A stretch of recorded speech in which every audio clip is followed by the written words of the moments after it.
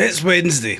You know what that means. It is time for the latest live weekly event from Test Drive Unlimited Solar Crown, and this week we of course have the Ferrari birthday. This is valid up until the 12th of March. Happy birthday to Ferrari. In this special week, the Solar Crown celebrating the fabulous Italian manufacturer's 78th birthday.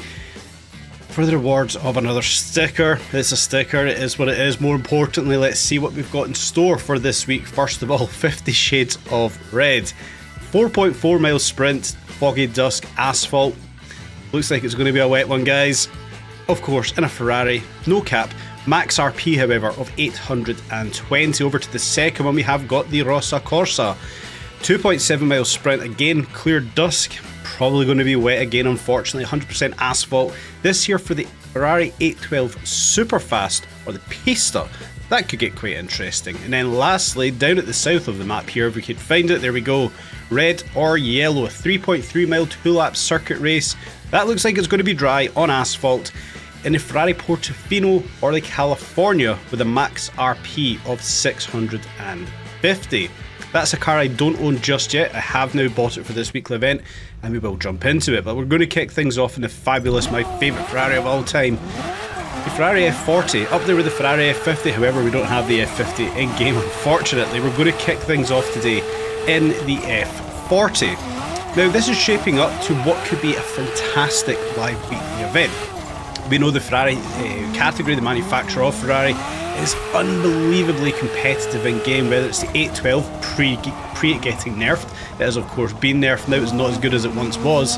The 488 Pista, my personal favourite, being the F40. It's not as competitive as I would like it to be, but it is what it is. We're going to use it, and we're going to head into the first race for today, which is 50 Shades of Red, that 4.4 mile sprint. It says it's foggy and dusk. Usually tells us, guys, we're in store for a very wet race. But without further ado, up against 488 Pistas, we're up against an FXXK, another F40 I believe. Yeah, we have got another F40 there. It's going to be interesting. It looks like this one's going to start off a little bit dry here, which I may have went a bit too early. It looks like we're going to start off dry, but instantly we're already into the wet, and we're already clambering over one another. Up against an Enzo there as well, in fact. Yeah, we're already clambering over one another with the AI down into the hairpin, trying to stick it up the inside just here. Can we hold it? We do, but we can see the water starting to spray off the road surface. I've had to put a bit of traction control on for this one.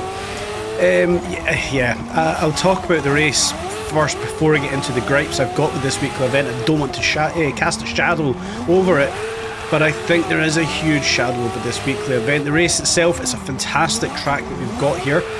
We already know what's going to be OP for these races. The 488 Pista is going to be the McDavie for these races, where there's no restriction for which Ferrari we can use. But I want to come in and enjoy the cars I've got, and I enjoy very little cars more than what I enjoy the Ferrari F40.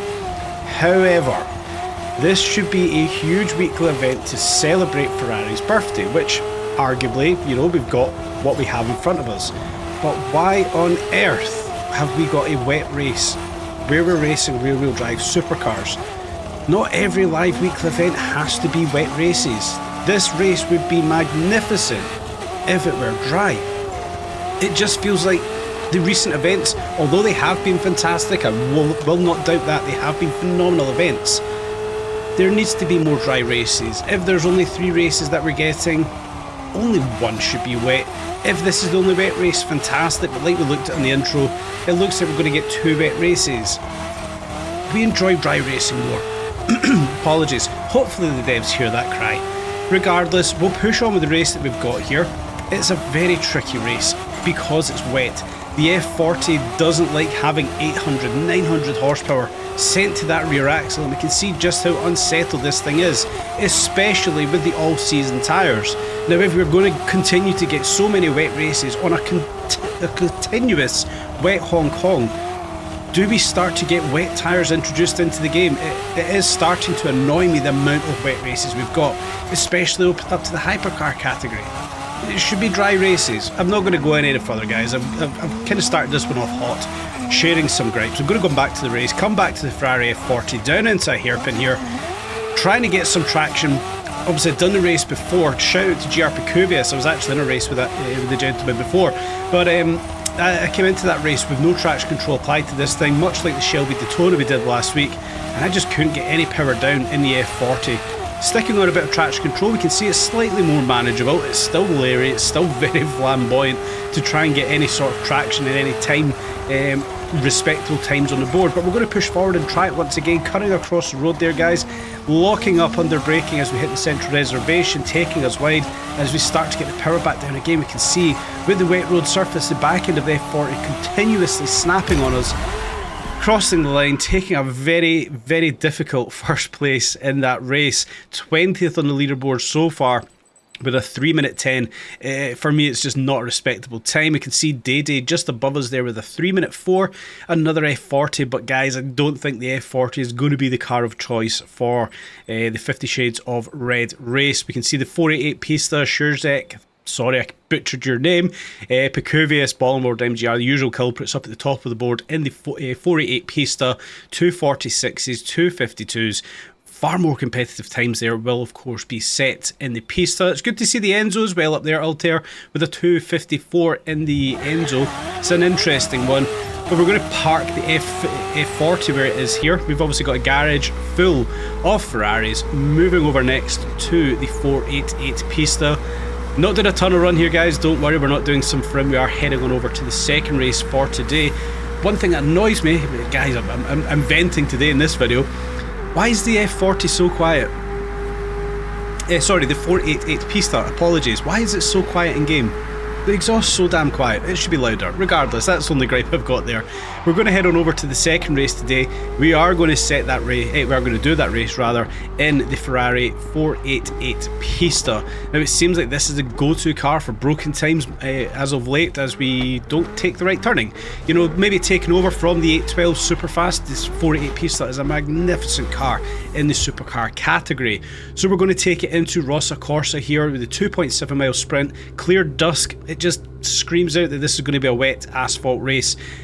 812 Superfast, 488 Pista. We of course are in the 488 Pista, and it's a fairly mixed grid here. I believe we've got 2 Pistas. Could be more. Could be more. We won't get too disheartened with it though. As we launch the 488 Pista off the line there, had a bit of an issue with the recording. Hopefully it's not affected the video all too much. Up into the first couple of corners, we're going to try and get some form of traction with the Pista, but as we can see just how wet the circuit race is here. Now it's good to see, and I'm happy to see, that the circuit race that we have got over here on Hong Kong Island is actually being used. I don't know why this isn't used in more races, so I for one am glad to see that we are in the purpose-built racetrack that we've got on HKI. But using the track that we've got here, locking up in the Pista, kind of went a bit wide on that corner unfortunately. iSilver, another live player just behind us. It's going to be an interesting one if we can actually get a lap together here. We have got the all-season tyres fitted to the 488 once again, and we can see a little bit of traction control was required at this kind of moment in time. It's like a big skid pan that we've got here. This is the kind of thing you go and do some, you know, driving lessons on for learning how to drift a car essentially. This thing is just so unbelievably slidey, guys, so make sure you have your car built for the surface that we have got here. It feels like we're actually managing to get some form of traction in the higher speeds, but into these lower speed turns, the back end's just lighting up. Obviously to be expected, it's a rear wheel drive supercar. It is to be expected, but we're going to try and make the best of what we have here, trying to keep that back end in check. Sliding out quite aggressively there, but we put it up into third, come off the racetrack into the oval part here, and this is where things are going to get interesting. How brave can we be with the 488 coming into the very first turn, backing off the throttle a little bit? Don't want that back end stepping out at this point, it would be calamitous, and it just starts to step out. A big snap of oversteer, but we managed to keep it in check, get the power back down the straight once again, up into the next huge right-hander that we've got here, again backing off the throttle, trying so hard to not let the back end of the 488 Pista step down, start to apply the throttle once again, coming out of the corner, push forward to the start-finish line, as we catch up with the rest of the AI who are well behind us on the track, and we do manage to set a 1 minute 56 9th place on the very early leaderboard. There's a hell of a lot of improvement to be done in that race. I'm sure you guys can see it from the physical race itself. The back end stepping out where it didn't want it to do, over braking coming into some of the corners. We can see the likes of Schurzek, whatever your name is, I do apologise, Ballenwald MGR. already up there setting fantastic times, 145s, 146s. So yeah, 10 seconds, is that achievable to make up in that race? I do think so. I do think there's at least 10 seconds I could improve on that race personally. Maybe one we come back to and explore further in some other videos. But we've 2 for 2 races so far, fairly easy wins on the board, difficult races but fairly easy wins in the Ferrari F40 and the 488 Pista. But we're not going to stay in the same cars, I'm going to use what we have there, of course. Like I mentioned, I didn't own a California or a, I forgot the name of this car now, Portofino, before we came into this weekly event, so I have went away, bought a Portofino, put some upgrades onto it, spec'd it to 650, which is the requirements, the RP for this race, and we're going to go and give it a little bit of a bash. The red or yellow race, California versus Portofino, a 2-lap circuit race. It's dry, it's asphalt, with a max RP of 650, and this is what we kind of wanted to see, a dry race in a supercar. Well, we're not in a supercar, we're in a Grand Tourer. It is bugging me. I wish one of those other races were dry so we can enjoy it maybe just a little bit more, but as it is, we're in the Portofino, we're up against the California. We're going to see what this thing has to offer. Now, I have got one issue with this car. Shock horror, I'm going to vent an issue again. It seems like the audio cuts out when this gets to the top of the rev range before it bounces off the limiter. Let me know if that affects you guys as well, but it's something I've noticed in today's video as I was driving this one. But the race, we've got ourselves just here managing to nose our way back up into first place, get ourselves ahead of the AI, and it seems very, very dark down this side of the circuit. You can see turning on the headlights there, it just felt like there was a huge overcast on that part of the circuit. A couple of little attempted shortcuts just there as we do come onto the little straight section, downhill into a tricky left-hander. Maybe need to let that back end slide in a little bit more. Probably time to be saved there, but we can see the Portofino a little bit leery coming out of those corners, backing off the throttle. It does want to step out. Then we attempt a huge track cut just there, managing to land it well, managing just to avoid all of the obstacles off track. Huge cut there, guys, managing to save a hell of a lot of time into a heavy braking zone, uphill into a double left-hander, letting that back end slip out a little bit but taking out a railing and a mandatory lamppost for today's video. You guys know the score, we always do end up taking out a lamppost, using those railings just there tactically to slow the car down just enough. We are, once again, like I do every weekly event, I am leaving time on the board, but I don't mind that. It means I can go back and improve on the times I have got set. As we kind of complete out lap number 1, just about there, we get very unsettled.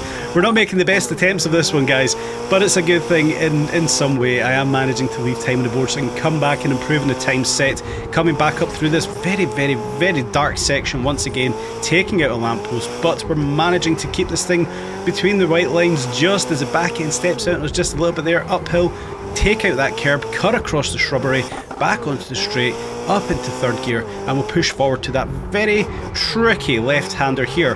Now, do we go wide, do we power slide, or do we cut that corner short? It's going to be interesting how you guys are navigating that one. Let me know if you're going for a big bodacious power slide or you're cutting that corner short once again. Taking another shortcut, not landing just as well we did on the first lap, but keeping it on all fours and managing to kind of progress forward. We've got a 13-second lead over the AI, so we're doing alright so far. Up into that double left-hander again, managing a lot better this time with the railings, of course, being taken out on the first lap. Back in through the little chicane just here, using those railings tactically to slow the car down as we come around the left-hander, up into this little tricky section once again. Want to try and cut across this track, but as we can see, we do get unsettled time and time again. But we'll push forward, we will cross that start-finish line, rounding out race number 3 in the Ferrari Portofino. What kind of time do we manage to set with this one? A 2:39. Managed to get third place on a very early leaderboard. We're about 3 hours live into the weekly event, so yeah, it's probably going to get knocked down a bit, but 3:39 we can see just here. Let me quickly move that out of the way. 3:39 with Ballenworld's 2:30 and GRP Cuvius 2:27. There's easy another 10 seconds for me personally to be making up on that leaderboard. So yeah, I would be pushing forward throughout the weekend to try and catch up with Ballenworld and GR Picuvius, who've got some fantastic times set on that leaderboard. Now, like we can see, it only requires 50 points, so just 5 race wins to complete out this live weekly event for that fantastic sticker. Ti amo Maranello. It's a cool sticker.